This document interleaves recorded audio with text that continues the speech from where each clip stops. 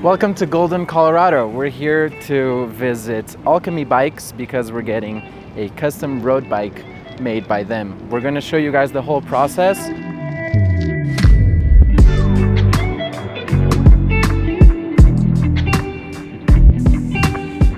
Basically, if you buy a bike through them, you can come to the headquarters. They'll have you stay at this awesome hotel, which is complimentary of their DARE program, which stands for Discover Alchemy's Rider Experience.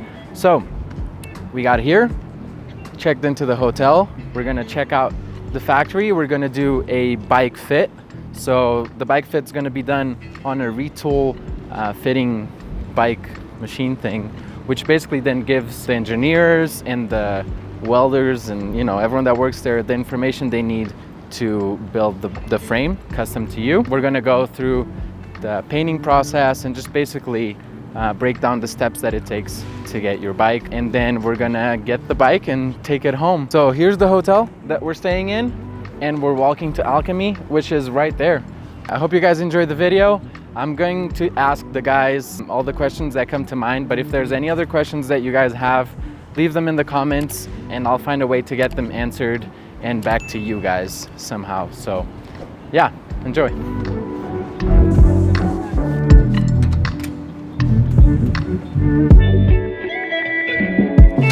Usually I'll start by just setting this up at the closest stock size so that we've got something that we can work off of. We'll get this set up for a 52 centimeter. For most of the fit, we're gonna want you to keep your hands in the hoods, just because that's typically where you spend most of your time. You probably spend a lot of time on the drops too, so we're gonna wanna also check your fit specs there. So it's capturing you. This is you in space. So we can track all your knee tracking. We could spin you around and check your other knee if we need to. We're not the guys in the white coats that are fitting for like injuries and stuff. We're designing geometry for you. So we typically aren't doing like dual-sided fits. We're just designing a geometry for you. If you had a really bad knee injury and you needed to run 140 mil cranks, those type of guys are gonna have you on like a rotating platform and they can spin you around and they'll take videos of you and all that stuff. And then you could take that information and like make a frame off of it. Yeah, absolutely. The more information we have, the better. Right. So we love working with fit specialists who that's their entire job. And they can fit your body really well, and then we can design a geometry off you. It's always nice to have the client in the fit studio here at our facility because there's nothing lost in translation. But typically if somebody's getting a fit elsewhere, we're going to send the proposed geometry to that fit specialist and ask them for feedback, like this person's body more than we do, would you make any changes? So as you pedal, all these numbers populate. Everything that has a range over here, this is the normative data range. So basically what most people fit inside of, that box that most people fit inside of. Just because that's the normative data range doesn't mean that you as a cyclist need to fit in that. That just gives us a place to work off of. But if you're hitting all of those numbers, they'll turn green. And that's how we know that we've got you in about that range that we want to. While this is important, it's not the end all be all. The main thing we're gonna come back to is, are you comfortable? How do you feel on the bike? And that's what's really gonna drive the fit. On a stock 52, you're hitting right in the middle of all the normative data ranges, at least for your saddle position, which is great. For your handlebar position, same. And pedaling alignment, same. So that was easy. Bike fit's done. Bike fit's done. What's really cool about this is that we can capture one set of data, we can save it, and then we can make a change. If we wanted to like put you on two different size bikes, if you were buying a stock like us and didn't know if you're a medium or a large, we could fit you to a medium, stop the fit, take you off, set it up to a large, and then show you exactly how your body's different on a large than it is on a medium. You're right in between sizes. So your back angle's at 42 degrees. Well, that's with a 511 mil reach. So if we shorten that up to the 510 that you're used to, if we shorten it up, so essentially you're riding a 90 mil stem, that changes your back angle to 44. So we increased it by 2 degrees. So you're close to a relaxed angle. So if feels pretty chill. If we put 120 on, like what you were planning to build the bike with, you're at a 42, which is pretty aggressive. 40 being the most aggressive that we typically try to fit people into. 41. The other challenge with this is when you're on a bicycle, it's dynamic, it's moving underneath you, you're moving with it. This being very stationary, it feels different than a typical bike would. So we've got to keep that in mind when we're looking at those numbers and when we're talking to you about your comfort level. Like, hey, this is going to change. You're going to be out of the saddle. This tends to be less comfortable than a bike will feel in the real world because it's not.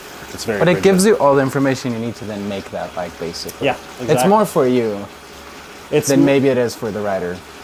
Yeah, but like I said, the question will keep coming up: how comfortable are you? Did you notice that change? Do you feel too stretched out now? So it's kind of like, you know, when you go in for an eye exam and they're like number 1 or number 2, which one's better?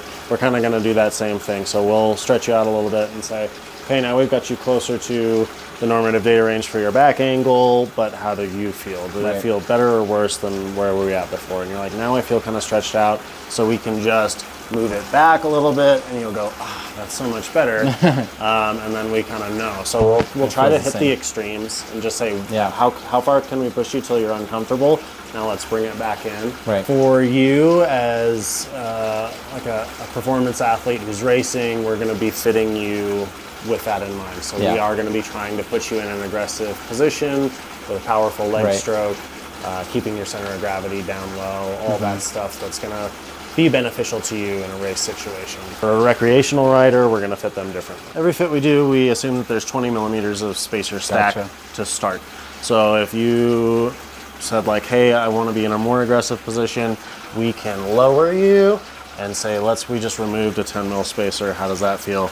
Okay, you want to run it slammed because you're going to run it slammed. So now it's slammed. That feels good. So we're at 670 on the dot right now. 525 reach. So that would be with a 110 mil stem on a 52. So if we wanted to put it at, it's going to be with a 120 mil stem. I didn't really notice a difference in the reach when you were playing with it. I guess that takes more time to notice, but... Yeah, you're going to notice that. I mean, it's 10 mil, so it's really going to be noticeable over the course of like a 20-mile ride, but when you're sitting here for a 30-minute fit, or just like that, that 10-second space like this, as soon as you move it a millimeter, I'm like, yep, that's not right. Well, that means that you're really flexible. You're used to like riding up in the hoods and then being like, okay, I need to get in a more aggressive position. You're young, you're fit, you're flexible. This is always the most important thing because you can cause injury with saddle height because it's just so repetitive. You're just moving all the time. So if your knee's out of whack, it's going to show up pretty quick. For me, you could send me this, and then I can just put the bike together according to the measurements that we came to here.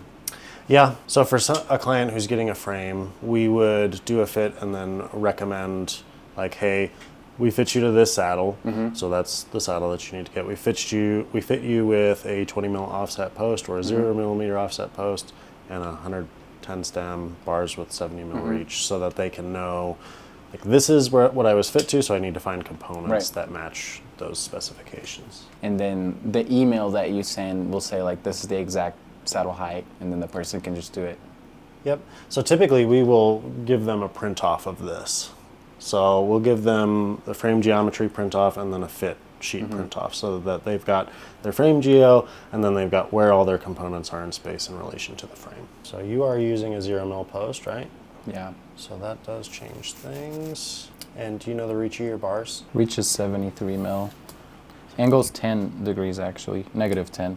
Someone could come in just like I did with like my saddle and my handlebars, and then you make that work too. Like that, I think that's worth mentioning as well, because some people just like specific things. Yeah. And you could even make the frame custom to that.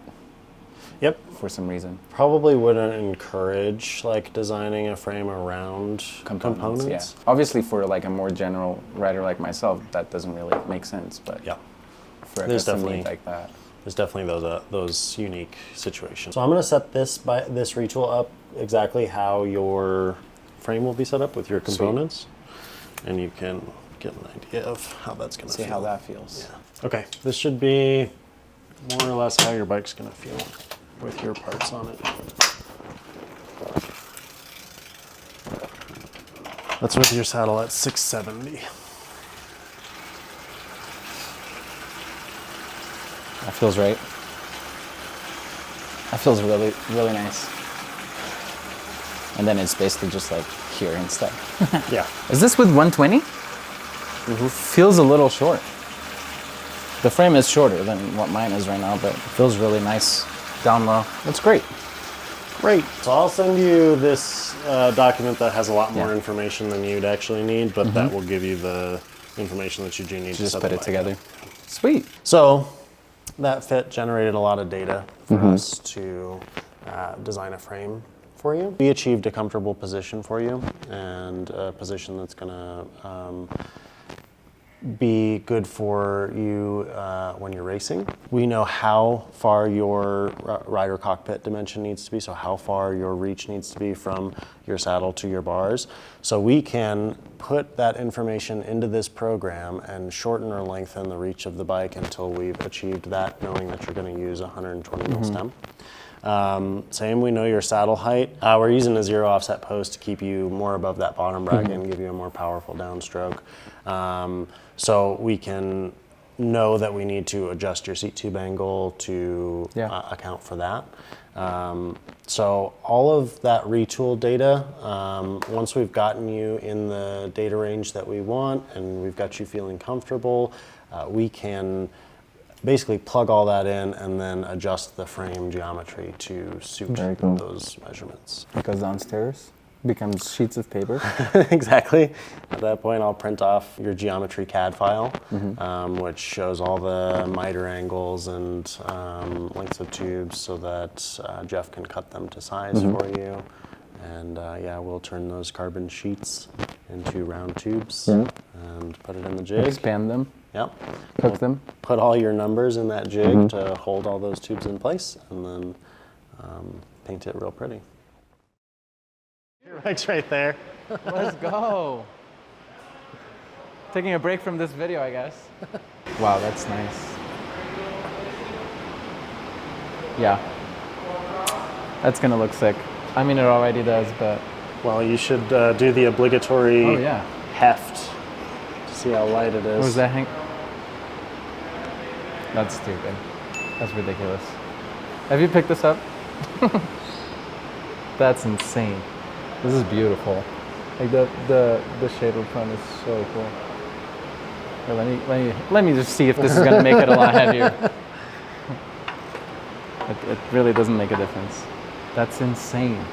The imperfection of the lines is really cool. Like the detail, that's sweet. Yeah, That he is just so- freehanded everything with Here on painter's this tape. side, did you see this side? It's just like, I don't know. It's, I mean, obviously you can tell it's custom. I kind of like this side better than the other side. This side is sweet. Yeah. I guess it's to compensate that you don't have the crankset and all of that. Yeah, needs it's to gotta, be- it gotta also have a needs little to be extra cool. something. Well, thank you. Yeah, Appreciate doing the whole process. of course. I'm very excited for everyone else to see it too, and hopefully more people will come do it. Yeah, that sounds great. Thanks, Bryce. Thank you.